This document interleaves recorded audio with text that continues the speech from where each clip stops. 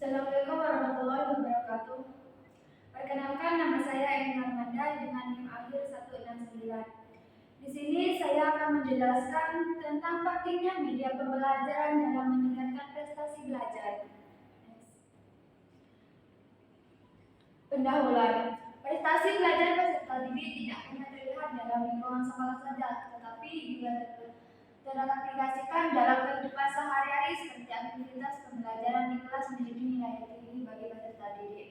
Nah, peserta didik tidak aktif hanya di dalam kelas saja, tetapi bisa jadi aktif di luar kelas. Misalkan kita ikut organisasi di luar kelas ataupun di dalam kelas. Tetapi tidak hanya itu saja, peserta didik aktif dalam kelas. Peserta didik mempunyai kreativitas sendiri dalam dirinya sendiri, sehingga dia mempunyai bakat diri sendiri dalam kehidupannya. Kemudian, dengan berbagai komponen materi pembelajaran yang bermacam-macam tujuan dan fungsinya, maka perlu dibuat perencanaan pembelajaran dengan matang agar proses pembelajaran berlangsung secara efektif, efisien, dan menyenangkan. Nah, dalam penjelasan ini sering terjadi dalam pembelajaran yang biasanya kalau kita di sekolah kita melakukan olahraga. Setelah olahraga kita kan capek, terus untuk melanjutkan pembelajaran selanjutnya. Jadi pembelajaran selanjutnya itu menyerahkan mereka kepada pembelajaran sehingga mereka tidak aktif, tidak bisa berpikir secara langsung sehingga mereka menjadi lelah letih. Maka dari itu guru harus bisa mengetahui sifat peserta didik sebagaimana pembelajaran itu bisa berlangsung secara efektif dan efisien.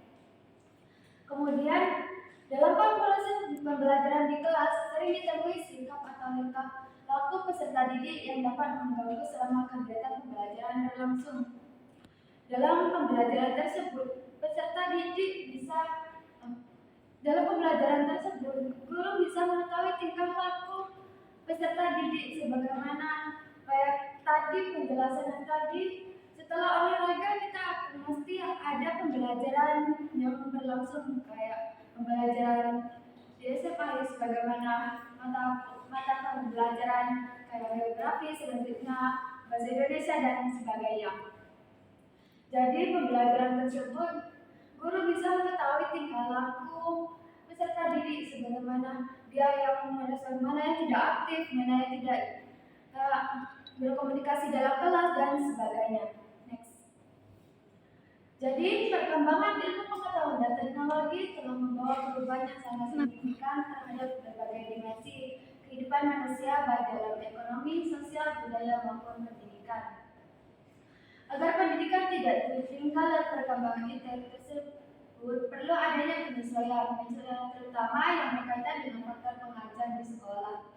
Salah satu faktor penyesuaian yang berkaitan dengan pengajaran adalah media pembelajaran yang perlu dipelajari dan diawasi oleh guru sehingga mereka dapat menyampaikan materi pembelajaran kepada para peserta didik secara baik, berdaya guna dan berguna. Nah, jadi dalam pembahasan ini guru dapat menyampaikan materi pembelajaran tidak melulu di kelas, di luar kelas maupun di mana. Tetapi guru dapat menyampaikan materi pembelajaran kepada peserta didik melalui elektronik, media sosial seperti HP. Kadang kita yang di sekolah kita itu kan guru merupakan setelah ada rapat apa gitu. Guru bisa menyampaikan materi pembelajaran kepada peserta didik melalui media tersebut, sehingga untuk materi yang dipelajari peserta didik itu tidak aktif dalam penyampaian mereka karena tidak dijelaskan, karena setelah rapat dia dikasih tugas semaksimal mungkin sehingga mereka tidak bisa mengerjakan sehingga dapat berpengaruh dalam media sosial ataupun media yang lain. Jadi dapat menyampaikan materi pembelajaran kepada peserta didik harus bisa dimaksimalkan mungkin karena peserta didik membutuhkan materi yang bisa dijelaskan. Jangankan materi yang di sekolah, kadang di kuliah pun juga begitu karena dia tidak dijelaskan, dia tidak bisa paham dengan apa yang dia pelajari. Next. Fungsi media pembelajaran. Pengguna media pembelajaran pada tahap orientasi pengajaran akan sangat membantu efektifan proses pembelajaran dan penyampaian pesan dan isi pembelajaran pada saat itu. Terkadang kalau anak remaja pada sekolah SMA, kita kan bisa membawa HP lain dari SMP. Kita membawa HP itu untuk pembelajaran yang efisien dan efektif. Kenapa guru-guru itu tidak bisa menyampaikan materi secara maksimal mungkin? Karena kita bisa melalui media tersebut. Tetapi di kalangan remaja di sini anak-anak itu tidak mempelajari pembelajaran secara efisien, tetapi kebanyakan media sosial itu dibuat kayak yang tidak positif ataupun yang negatifnya. Ya terkadang anak yang lebih pintar yang melakukan pembelajaran media sosial itu secara maksimal mungkin. Tapi kalau anak yang sedang malas gitu, dia melakukan media pembelajaran sosial itu seperti biasa saja, malah tidak mengerjakan semaksimal mungkin. Jadi media merupakan salah satu sarana untuk meningkatkan kegiatan proses pembelajaran. Karena keragaman media yang masing-masing mempunyai karakteristik yang berbeda-beda. Untuk itu pemilihannya dengan cermat dan tepat agar dapat digunakan secara tepat dan guna. Jadi pembelajaran elektronik yang disuruh membawa HP saat SMA itu untuk bisa dapat digunakan secara cepat dan bisa dapat menunjukkan karakteristik yang berbeda-beda, sehingga untuk penjelasan yang tadi kita bisa mempelajari materi yang kita sampaikan. Kadang guru itu tidak sesuai dengan dia tidak masuk, kita disuruh kerjakan jawab ini di halaman berapa, di pakai dan sebagainya. Jadi kita perlu penjelasan dari guru yang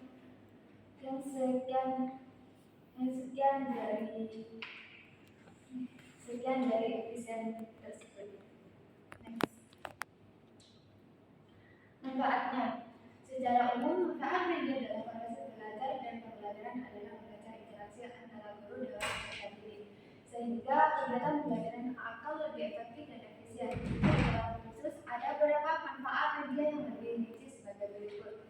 1. Penyampaian materi pembelajaran dapat disiapkan jika guru mungkin punya penafsiran yang berbeda-beda terhadap suatu konsep materi pembelajaran.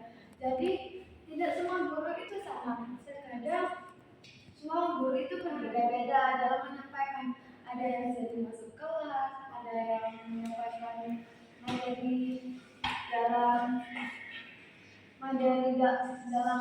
elektronik, dan mungkin punya penafsiran yang dalam konsep materi pembelajaran, sehingga guru itu ada yang tidak suka dengan nama dan sebagainya. Yang kedua, sebagai proses pembelajaran menjadi lebih jelas dan menarik. Jadi kalau guru kita mengerjakan masuk ke dalam kelas, jadi kita bisa tahu materi apa yang dijelaskan dan bisa paham dengan apa yang dia berikan. Kalau guru tidak masuk kelas, anak itu bisa tidak paham. Seketika kalau dulu pas waktu COVID kan guru itu mendapatkan pembelajaran melalui materi atau elektronik yang sesungguhnya. Jadi kita dapat bisa mengetahui apa pembelajaran yang lebih efektif dan mana yang lebih efisien. Media pendidikan penting dalam meningkatkan prestasi belajar peserta didik. Media pendidikan dan pembelajaran dapat bermanfaat sebagai alat penyampaian materi pembelajaran yang dapat diserahkan. Proses pembelajaran menjadi lebih jelas dan menarik. Proses pembelajaran menjadi interaktif, efisien dalam waktu dan tenaga, meningkatkan kualitas hasil belajar peserta didik. Media memungkinkan proses pembelajaran dapat dilakukan di mana saja dan kapan saja. Jadi dalam media pendidikan ini dapat dilakukan di mana saja dan kapan saja. Kayak kita pembelajaran geografi. Jadi geografi itu kita belajar tidak harus di kelas, tapi kita belajar di alam dan sebagainya. Jadi guru itu tidak sama dengan guru yang lain. Jadi kita bisa melalui kelompok dan individu dan melakukan gimana.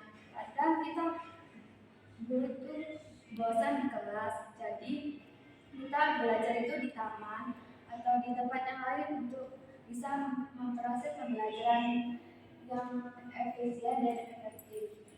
Jadi kesimpulan dari sini, pembelajaran media itu sangat berpengaruh dalam peserta didik ketika kita tidak menggunakan waktu semaksimal mungkin.